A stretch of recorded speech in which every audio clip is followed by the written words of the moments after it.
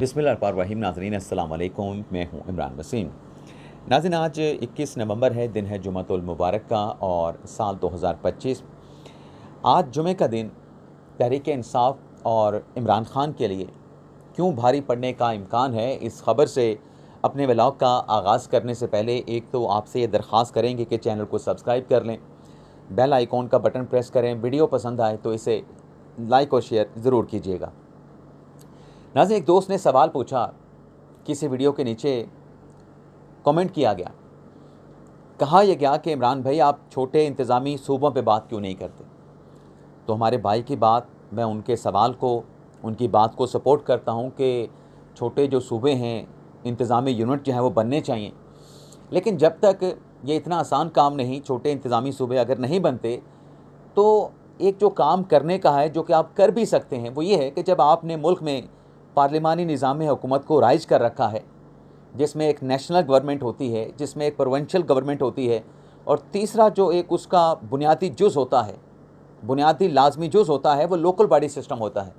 लेकिन यहाँ पे अफसोस के साथ कहना पड़ता है कि कौमी असम्बली के इंतखाबात को तरजीह दी जाती है, सूबाई असम्बली के इंतखाबात को तरजीह दी जाती है, लेकिन जब बात लोकल गवर्नमेंट सिस्टम को एवॉल्व करने की, डेवलप करने की आती है, तो यहाँ पर जो है वो लैतो-लाल से काम लिया जाता है। वो तरजीहात जो हमारे सूबाई और नेशनल सिस्टम के लिए हैं, वो लोकल सिस्टम के लिए नहीं है। अब इस लोकल गवर्नमेंट सिस्टम का फ़ायदा क्या है अगर आप इसको डेवलप करते हैं?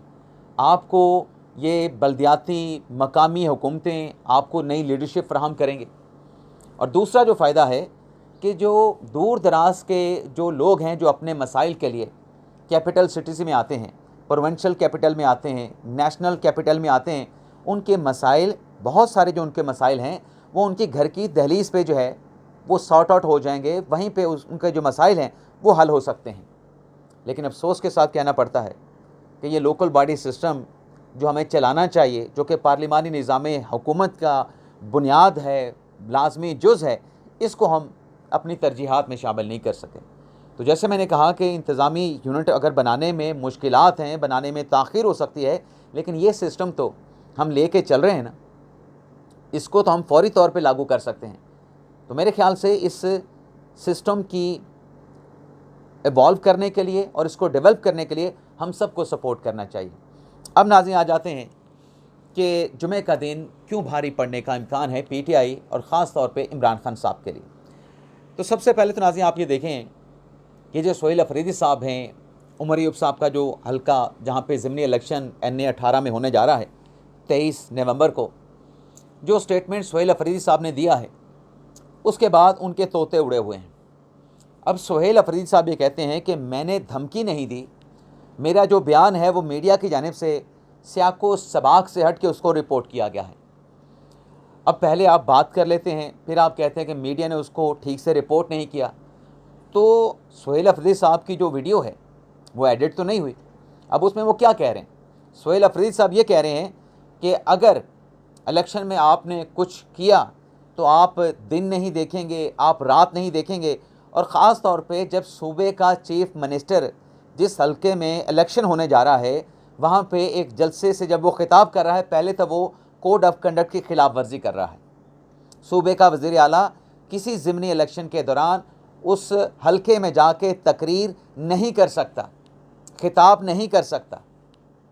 लेकिन चलें, आपने खिताब कर लिया, आज आपको इलेक्शन कमीशन ने बुला रखा है, इस इल्ज़ाम का भी, कोड ऑफ कंडक्ट को जो आपने ब्रीच किया है, इसका भी आपको वहाँ पे जवाब देना है। लेकिन ये कहना कि मैंने सियाको सबाक से हट के जो मैंने बात की थी वो सियाको सबाक से हट के जो है वो रिपोर्ट हुई है, तो ये फिर आप इलेक्शन कमीशन को आप सेटिस्फाई कर लें। लेकिन नुकसान क्या हुआ इस तकरीर का?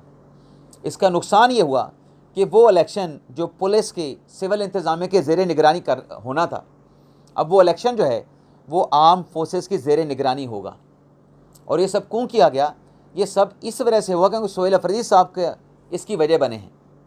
क्योंकि इलेक्शन कमीशन ने वाज़ेह तौर पे कहा कि इस तकरीर के बाद जहां एक सूबे का वज़ीर आला इलेक्शन स्टाफ को थ्रेट कर रहा है, ना सिर्फ इलेक्शन स्टाफ जो है अदम तहफ़्फ़ुज़ का शिकार हुआ है, उन्हें ख़तरा लाहक हुआ है, बल्कि इन हालात में हल्के में जो साफ शफाफ इंतखाबात है उसको कराना नामुमकिन हो जाएगा। अब खान साहब तहरीक इंसाफ जितनी भी बात करें साफ शफाफ इंतखाबात की, डस्का में क्या हुआ था आपके सामने है। 2018 के इलेक्शन में क्या हुआ था, 2013 के इलेक्शन में इमरान खान साहब ने क्या इल्ज़ामात आयद किए थे, 2024 की भी लोग बात करते हैं कि 2024 में क्या हुआ। लेकिन जो सबसे ज़्यादा इस बात को लेके चलते हैं कि धांधली होती है, इलेक्शन साफ शफाफ नहीं होता, उन्होंने खुद क्या किया था, वो खुद इक़्तिदार में कैसे आए थे। यानी वो लोग जो ये दावा करते हैं कि हम सादिक और अमीन, हम इस निज़ाम को तब्दील करेंगे, वो निज़ाम में कैसे बैठे थे। सादिक सजरानी को कैसे चेयरमैन सेनेट मुंतखब करवाया गया, पहली मरतबा, दूसरी मरतबा, कैसे धांधली हुई। बल्कि ख़ान साहब के दौर में, अगर मेरे से कोई दोस्त मेरी इस बात से इख्तलाफ करना चाहते हैं करें, लेकिन ख़ान साहब के उस स्टेटमेंट का भी जवाब दे दें जिसमें ख़ान साहब ये कहते थे कि कोई भी कानून अगर हमने पास करवाना होता था तो एजेंसियाँ हमारे बंदे पूरे करते थे। तो ये भी धांधली थी। उन कवानीन की जो अप्रूवल पार्लियामेंट से ली गई उसमें भी धांधली थी। अब ख़तरा यहाँ पे सोहेल अफरीदी साहब के लिए ये है कि जो दो उन पे एलिगेशन है, एक कोड ऑफ कंडक्ट की खिलाफ वर्जी, दूसरा इलेक्शन स्टाफ को थ्रेट करना, उनको धमकी देना, आज उसका उन्होंने जवाब देना इलेक्शन कमीशन में। और 12 बजे ये केस की समाअत इलेक्शन कमीशन में होगी, जो सिकंदर सुल्तान राजा साहब इस बेंच को हेड करेंगे। तो यहाँ पे अगर सोहेल अफरीदी साहब जो हैं उनकी वजाहत एक्सेप्ट ना हुई, जैसे वो कहते हैं कि सियाको सबाक से हट के मेरी स्पीच को रिपोर्ट कर दिया गया, ये सिर्फ कहने से तो नहीं होगा ना, ये तो आपको बोलने से, तकरीर करने से पहले सोचना चाहिए था। अब आपको वहाँ पे इलेक्शन कमीशन को सेटिस्फाइड करना है। लेकिन इलेक्शन कमीशन की सेटिस्फेक्शन अपनी जगह पे, लेकिन तीर जो कमान से है वो निकल चुका है। अब वहाँ पे इलेक्शन अफवाज पाकिस्तान की निगरानी में होगा। एक तो नाज़ी ये मामला हो गया जुमे के दिन। दूसरा, इमरान खान साहब जिनसे मुलाकात के लिए सलमान खनारे साहब ने सुप्रीम कोर्ट ऑफ पाकिस्तान में एक पटिशन नाज़रीन दायर की थी, वो पटिशन भी अब जुमे के दिन, जो मैं एक बुरी ख़बर या जो एक भारी ख़बर तहरीक इंसाफ इमरान खान साहब के लिए शेयर करने जा रहा हूँ, अब उस दरख्वास्त को कि खान साहब के साथ इस्लामाबाद हाई कोर्ट के अदालत के फ़ैसले के बावजूद भी मुलाकात नहीं करवाई जाती और तसलसल के साथ मुलाकात में रुकावट डाली जा रही है, ये केस सुप्रीम कोर्ट में नहीं चलेगा। हमने एक व्लॉग में बात की थी कि याहिया फरीद साहब हैं प्रैक्टिस प्रोसीजर कमेटी में, मुनीब अख्तर साहब हैं, जमाल मंदुखेल साहब हैं और फ़ैसला सुप्रीम कोर्ट करेगी। लेकिन अब तहरीक इंसाफ के अपने जो लोग हैं, जो राजा साहब की लीगल टीम का हिस्सा हैं, वो ये बताते हैं कि डायरी नंबर तो इस केस को लग गया है, लेकिन ये केस अब आईनी अदालत से, अपना सुप्रीम कोर्ट से आईनी अदालत में इसको ट्रांसफ़र किया जाएगा, वहाँ पर ये केस सुना जाएगा, जैसे समीनुद्दीन खान साहब की फेडरल कॉन्स्टिट्यूशनल कोर्ट में। तो ये भी एक बड़ी डेवलपमेंट है कि केस जिस अदालत का बायकॉट करके बैठे हैं, जिस अदालत को हदफ तनकीद बना रहे हैं, वहीं पे इमरान खान साहब के से मुलाकातें जो नहीं हो पा रही, वहीं पे मुकदमा सुना जाएगा। लेकिन मैं कल के व्लॉग में बड़ी डिटेल के साथ बात कर चुका हूँ कि खान साहब के साथ मुलाकात के मामले को लेके पाकिस्तान तहरीक इंसाफ महज सियासत कर रही है, पॉलिटिकल नैरेटिव बना रही है, बयानियाँ खेला जा रहा है। वैसे आज जुमे का दिन एक और एतबार से, एक और लिहाज से भी बड़ी अहमियत का हामिल है कि 27वीं तरमीम के ख़िलाफ़ आज पाकिस्तान तहरीक इंसाफ ने यौम सियाह मनाना है। तो आप ख़ुद देख लीजिएगा कि जो एहतजाजी तहरीक, अचक ज़ई साहब उसके सरबराह, कितने लोग जो हैं वो पाकिस्तान तहरीक इंसाफ के लिए आज एहतजाज के लिए निकलते हैं। हम सुप्रीम कोर्ट की बात कर रहे थे, तो सुप्रीम कोर्ट से जुड़ी दूसरी खबर ये है कि 3 अहम मामलों पे, एक सुप्रीम कोर्ट में जज तैनात करना है इस्लामाबाद हाई कोर्ट से, सिंध हाई कोर्ट में मुस्तकिल चीफ जस्टिस लगाना है, बलूचिस्तान हाई कोर्ट में मुस्तकिल चीफ जस्टिस लगाना है। तो जो 2 दिसंबर को जुडिशल कमीशन का इजलास बुलाया गया है, इस इजलास के लिए नाजरीन जो आखिरी रुकन थे, जिनकी नॉमिनेशन स्पीकर कौमी असम्बली अय्याज सादिक साहब ने करनी थी, पहले तो एक खातून थी बरोचा साहबा, लेकिन 27वीं आईनी तरमीम के बाद अब अय्याज सादिक साहब ने, सरोप इजाज साहब हैं, टेक्नोक्रेट्स हैं, उनकी तैनाती कर दी है, उनकी नॉमिनेशन कर दी है कि उनके जो नुमाइंदे होंगे सरोप इजाज साहब, वो इलेक्शन कमीशन में बैठेंगे। और उनकी नॉमिनेशन करके स्पीकर अय्याज सादिक साहब ने जो लेटर है, वो लेटर सेक्रेटरी जुडिशल कमीशन को लिख के इस नॉमिनेशन से मुतल्लिक आगाह कर दिया गया है। मैं नहीं जानता कि सरोप इजाज साहब कौन हैं, लेकिन उनकी नॉमिनेशन स्पीकर साहब ने कर दी है, उनकी जिम्मेदारी थी। अब नाज़रीन, ख़बरें जो आपके साथ हम शेयर करने जा रहे हैं वो ख़बरें जुड़ी हैं डिफेंस के महाज से, यानी दिफाई ख़बरें हैं। नाज़रीन, आपने नेशनल मीडिया पे ख़बरें तो चलती देखी होंगी कि जो दुबई में एयर शो हो रहा था, वहाँ पर जो पाकिस्तान का JF फाइटर ब्लॉक 3 जो पवेलियन वहाँ पे बनाया गया, जितने भी लोग आए उस दुबई एयर शो को देखने के लिए, उसमें ज़्यादा लोगों की जो दिलचस्पी थी वो JF थंडर में थी।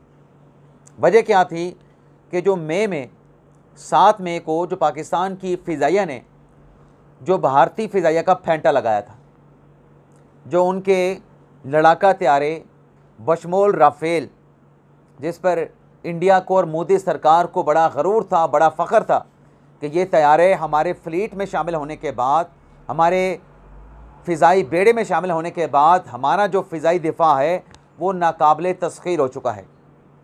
लेकिन पाकिस्तान ने उनके दिफाई निज़ाम की कितनी मजबूती थी वो पूरी दुनिया को दिखा दी कि सिर्फ़ चंद मिनट्स के अंदर, घंटे आधे घंटे में पाकिस्तान ने 7 तैयारे इंडिया के मार गिराए। अब वहाँ पे जो दुबई शो हुआ है, वहाँ पे जो एक बात नोट की गई कि इंडियन जो पायलट्स थे, फ़िज़ाइया के जो पायलट्स थे, वो JF थंडर 17 ब्लॉक 3 के साथ ठहर के अपनी तस्वीर बना रहे थे। पाकिस्तान एयरफोर्स के अफसरान से JF 17 से मुतल्लिक तकनीकी मालूमात हासिल कर रहे थे, और जो सेल्फियाँ बनाई गईं वो सोशल मीडिया पे वायरल हो गई। और पाकिस्तान के एयरफोर्स के जवानों ने उन्हें चाय भी पूछी कि चाय पिएंगे। अभिनंदन को भी हमने चाय पेश की थी, आप ही चाय पिए हमसे, हमारी चाय बड़ी अच्छी होती है। और गवाह आपका अभिनंदन, आपका एयरफोर्स का पायलट स्क्वाड्रन लीडर, उसने गवाही दे रखी है कि जो चाय पाकिस्तान ने उसको पेश की थी, दैट वाज फैंटास्टिक। और इसके साथ साथ नाज़रीन, इसी दुबई शो में जो ISPR की जानिब से एलामिया जारी किया गया है, दोस्त ममालिक ने JF 17 ब्लॉक 3 में दिलचस्पी का इजहार किया है। और पाकिस्तान ने इस सिलसिले में दोस्त ममालिक के साथ, यानी जो JF 17 थंडर ब्लॉक 3 का जो फाइटर जेट है उसको ख़रीदना चाहते हैं, उसकी खेप ख़रीदना चाहते हैं, कुछ पाकिस्तान के उन दोस्त ममालिक के साथ मेमोरेंडम ऑफ अंडरस्टैंडिंग भी साइन हुए हैं। लेकिन नाम जो है वो, ये ममालिक कौन से हैं, कौन से दोस्त मुल्क हैं जो JF 17 ख़रीदना चाहते हैं, नाम नहीं बताया गया। इससे पहले भी जो पाकिस्तान ने JF 17 फ़रोख्त किए हैं, दोस्त ममालिक को ये नाम पहले भी नहीं बताए गए थे। लेकिन जब वो डील हतमी शक्ल अख्तियार कर गई, जब कंक्रीट जो है वो बातचीत हो गई, सब्सटेंटिव लेवल तक आप चले गए, फिर जाके बताया गया था कि आज़रबाईजान ने पाकिस्तान से ख़रीदा JF 17, और भी ममालिक ने ख़रीदे। तो यहाँ पर भी शायद नाम इसलिए नहीं बताया गया कि MOU तो साइन हुआ है, लेकिन जब ये डील किसी हतमी सब्सटेंटिव लेवल पे नहीं जाती, तब तक नाम नहीं बताया जाएगा। तो नाज़रीन, ये था हमारा आज का वीडियो लॉग। इलेक्शन कमीशन में जो भी आज कार्रवाई होगी सोहेल अफरीदी साहब के ख़िलाफ़, सोहेल अफरीदी साहब वहाँ पे क्या स्टेटमेंट देते हैं, क्या वजाहत पेश करते हैं, एक्सेप्ट होती है, एक्सेप्ट नहीं होती। बल्कि ना सिर्फ सोहेल अफरीदी साहब, जो उमर अय्यूब साहब की अहलिया हैं, अहलिया उमर अय्यूब, उन्हें भी आज बुलाया गया है 12 बजे। और एक सवाल इलेक्शन कमीशन का ये भी है कि मफरूर, कन्विक्टेड, सज़ा याफ्ता, नाअहल उमर अय्यूब कैसे जलसे में मौजूद था, और वो ठहरा कहाँ था? एक सूबे के वज़ीर आला की बगल में, पहलू में ठहरा था। एक मफरूर शख्स को स्टेज पे कैसे खड़ा किया गया और उसके ख़िलाफ़ एक्शन एक सूबे का वज़ीर आला क्यों नहीं ले रहा? ये नाज़रीन सवाल बहुत पुराना है। इजाज़त चाहते हैं नाज़रीन, अल्लाह।